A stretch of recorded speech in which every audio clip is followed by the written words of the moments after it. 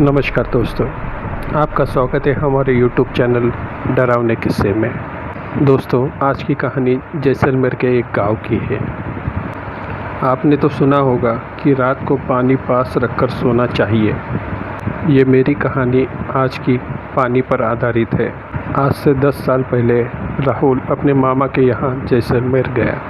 वहाँ जाकर पता चला कि यहाँ तो 2 साल से अकाल पड़ा है और पानी लेने के लिए 5 किलोमीटर दूर जाना पड़ता है। मामा मामी से मिलने के बाद राहुल अपने मामा के लड़के को लेकर पानी लाने निकल पड़ा।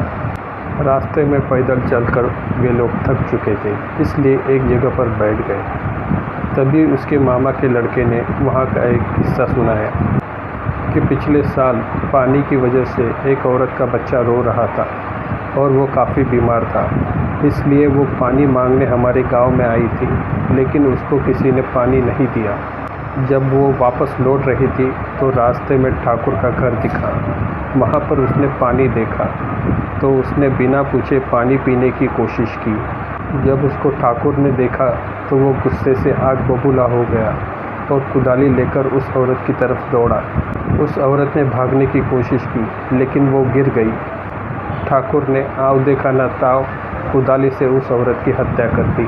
उसके एक दिन बाद उसके बच्चे की भी बिना पानी की वजह से मौत हो गई। कुछ दिनों बाद खबर आई कि उसी कुदाली से ठाकुर को भी किसी ने मार दिया है और धीरे धीरे उसके पूरे परिवार को किसी अनजानी ताकत ने मौत के घाट उतार दिया है। यह किस्सा सुनने के बाद हम दोनों पानी लेकर वापस गांव की तरफ लौटने लगे। हल्का हल्का अंधेरा हो चुका था। अचानक हमारे सामने एक बच्चा आया और पानी मांगने लगा, लेकिन इतनी दूर से पानी लाने के कारण हमने उसे मना कर दिया। घर पहुंचकर मैंने खाना खाया और पेड़ के नीचे पलंग पर सो गया। अचानक रात को वही बच्चा मेरे सामने आया और पानी मांगने लगा। मैंने ध्यान नहीं दिया और गुस्से में उससे कहा कि चले जाओ, और मेरे सामने वो औरत दिखाई दी। अचानक मैं उठ गया और देखा वहाँ कोई नहीं था।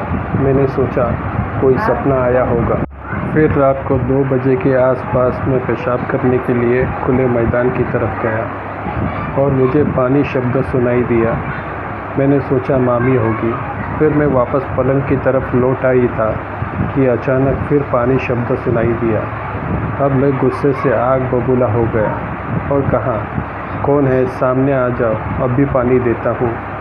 इतना कहते ही मेरे पीछे किसी के होने का अनुभव हुआ तो मैंने पीछे मुड़कर देखा तो एक औरत कुदाली लेकर खड़ी थी। मैं डर के मारे बहुत ज़ोर से भागा और रास्ते में एक पत्थर से ठोकर लगने से नीचे गिर गया। उसके बाद जो हुआ वो चमत्कार से कम नहीं था।